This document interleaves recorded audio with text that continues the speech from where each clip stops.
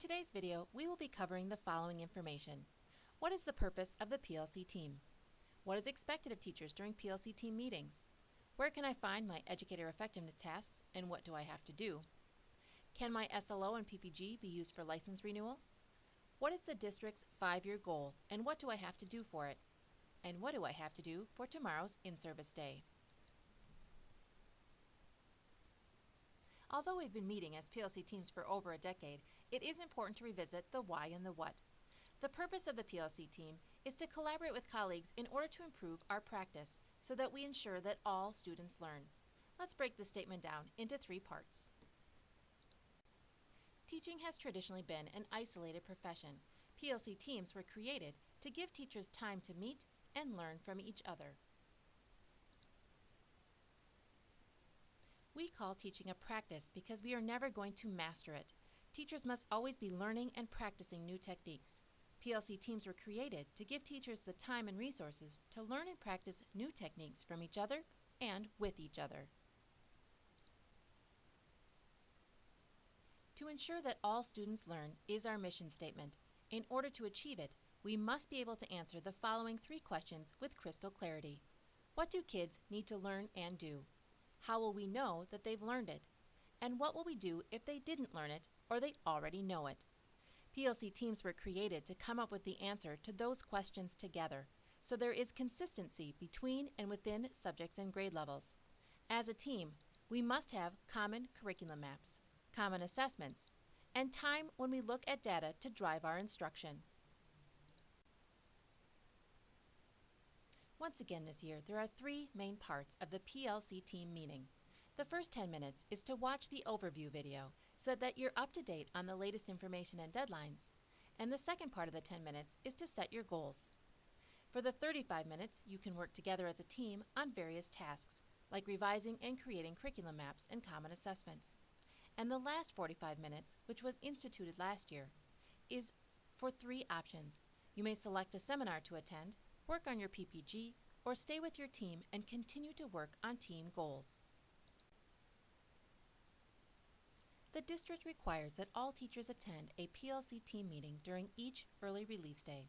However, if you fit on more than one team, such as an interventionist or special ed teacher, you may work with your team to attend multiple team meetings throughout the year. If you have new members on your team, you may want to start with the norming process. Take a few minutes to go over what is expected by all team members, like arriving on time. At the end of each meeting, one PLC team member needs to write a quick summary of what the team accomplished and what they plan on accomplishing between now and the next meeting. This is to help you remember what you did and what you're planning on doing, so you don't have to waste time at the beginning of each meeting trying to remember. Also, in this area, you will record how each team member shares his or her plan for incorporating blended or personalized learning into your practice this year. I want to take some time today to discuss the educator effectiveness process. All of the tasks for educator effectiveness have stayed the same for this year and can be found in Google Classroom. Both the SLO and PPG documents are now editable spreadsheets and again are found in your Educator Effectiveness Google Classroom class. I have created 2 videos to help you understand the process and to navigate your Google Classroom. These links are on my webpage and I've also sent them to your PLC point person in a link. In addition, I've created 2 handouts for you, Overview of Educator Effectiveness System and the Fall 2017 Punch Card. Your PLC point person should have given you these documents today. If you lose your copy, they are also found on my webpage and in your Google Classroom. The biggest change in educator effectiveness is related to licensure. All teachers now have the option of renewing their license by completing just their SLO and PPGs each year. This starts in January of 2018. Because this change is so new, the verification form that will be used for this process is still being developed. However, from what I've learned, it looks to be a very simple process. Your principal will verify that you've completed an SLO and PPG each year, and then you will upload that form to the DPI site for license renewal. If you choose this path, you no longer have to complete a PDP or take 6 credits to renew your license. I'll keep you posted as I hear more about this change.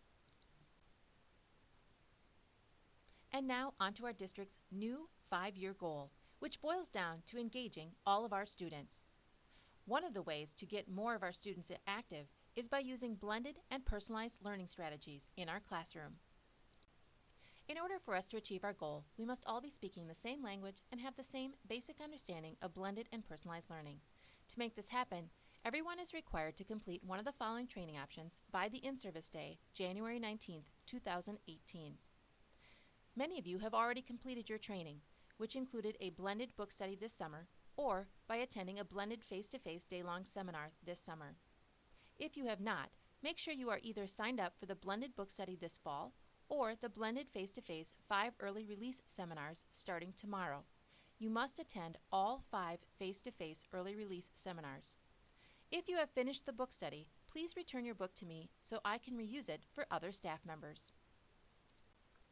Let's talk about tomorrow's in-service. In the morning, everyone will be in the Red White Theater at MASH at 7:45. We'll hear some welcomes and give out awards, and then we'll have the great pleasure of listening to Todd Whitaker on what great teachers do differently. Following the keynote, all certified staff are invited to the MEA meeting even if you are not a union member. After lunch, you will attend the 3 seminars that you're signed up for. The locations of each seminar has been added to the online descriptions document and will also be available by the front of the Red White Theater. Please respect the facilitators and attend the seminars that you signed up for. Let's start our engines and rev up for the new year. It's going to be a great ride.